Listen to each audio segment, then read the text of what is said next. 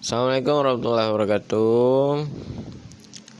Let me introduce myself. My name is Muhammad Iqbal. I am from Unit 1, Semester 3 in YN Luxmoy. Today I want to tell you a story about Sa'labah bin Habib. And let we start my story. Sa'labah bin Hatib al-Ansar, usually called Sa'labah, was one of the companions of the Prophet who lived below the poverty line, so he did not have a steady job or income. He is very diligent in working all prayer times at the mosque in congregation. But there is one custom of Sa'labah that invites the Prophet to ask questions, which is to always hurry him after completing the prayer. Unlike other friends who still take the time to zikir and pray to Allah, until one time when he was rushing to leave the mosque, the Prophet called him. After Sa'labah arrived, Rasulullah asked him, "O Sa'labah, why are you in a hurry when you finish praying in congregation?" Sa'labah also replied, "Indeed, at home there is someone waiting for me, O Rasul. He was waiting for me to take turns wearing clothes to pray. I only have one clothes to alternate. When I pray, my wife will hide until I come back." Sa'labah explained the real situation to Rasulullah Muhammad SAW. Rasulullah was very impressed with Sa'labah and allowed him to return immediately. One day, Sa'labah is said to have come to the Prophet without further. He asked the messenger of Allah to ask Allah for him to be awarded sustenance. However, the Prophet refused the request. Even so, Sa'labah did not tire of urging the Prophet to fulfill his wish. "Pray to Allah that He will give me wealth," asked Sa'labah. Even though he was often rejected, Sa'labah asked him once again. However, even this time the Prophet refused to return. "Aren't you happy being a human like the Prophet Allah?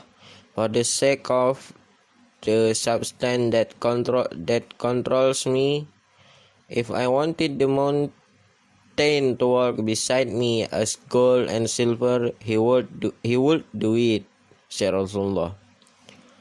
To solve the heart of the Prophet, Sa'labah then took his oath. By the one who sent you with the right, if you ask Allah, then He will give me wealth. Surely I will give it to everyone who is entitled to receive it, he said. Rasulullah, keeping the promise of Sa'labah, he finally agreed to Sa'labah's wish and prayed for Sa'labah so that Allah would grant him sustenance and bless him. "O Allah, grant wealth to Sa'labah," said the Prophet Muhammad SAW.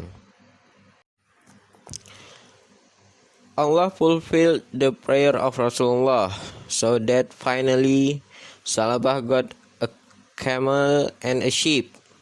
Sa'labah very happy.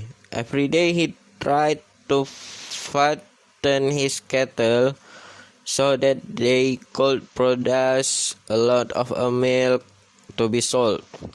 Sa'labah is still steadfast in being istiqomah when fulfilling the call of jihad during the Badar War.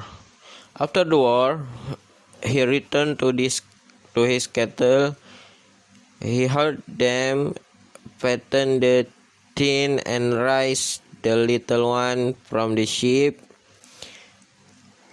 His day was getting busier as the number of livestock he owned. They gave birth like maggots until Medina became overcrowded. As a result, he and his cattle fled and lived in valley near Medina, so that he could still pray the Zuhr and Asr prayer in congregation. Meanwhile, other prayers are done alone. Her livestock continued to increase and she was very busy. Finally, Salwa started to leave the Friday prayers. He only made people pass through his pasture to go to Friday prayers at the Medina Mosque, and only to inquire about how they were. At that time, the Prophet saw something strange from the Salabah. He also asked the two camel riders he met, "What did Salabah do?" They told about the Salabah cattle to the Prophet.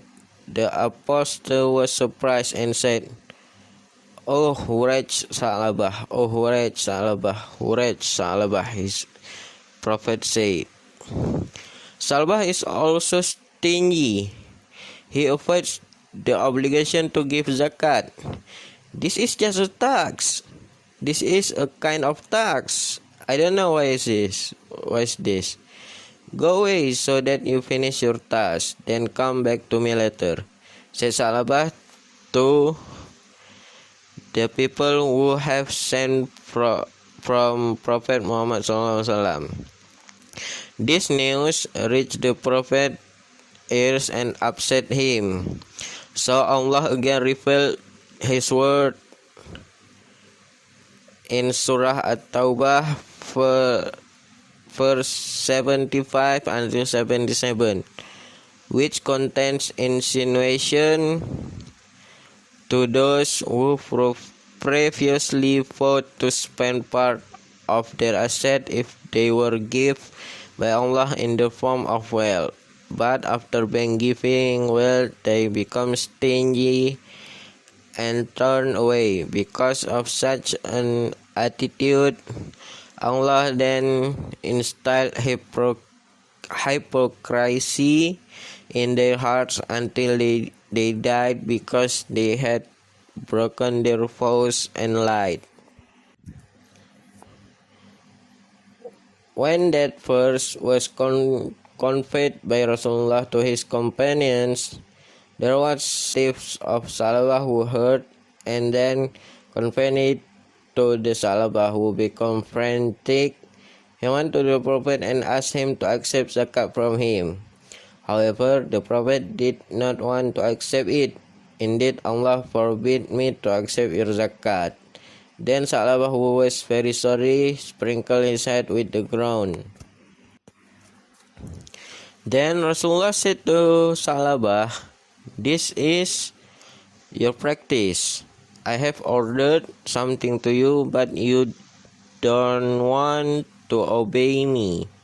And Rasulullah and the caliphs did not receive any zakat from him. That is the story of Salabah, who was stingy, was given a blessing, but he did not carry out the orders of Allah Subhanahu wa Ta'ala. Hopefully, we become human beings who practice what is recommended. Know that your best practice is prayer. That's all I can tell to you about story from Salabah. And from this story we can take summary: whoever is not grateful for a little things, he will not be grateful for a lot things. So if there are mistake in my explanation or how I explain to you, I'm so sorry, cause I'm just human. I have a lot of mistakes and I need your help to comment and give me a suggestion to improve my speaking or my pronouns. That's all. See you next time. Assalamualaikum warahmatullahi wabarakatuh.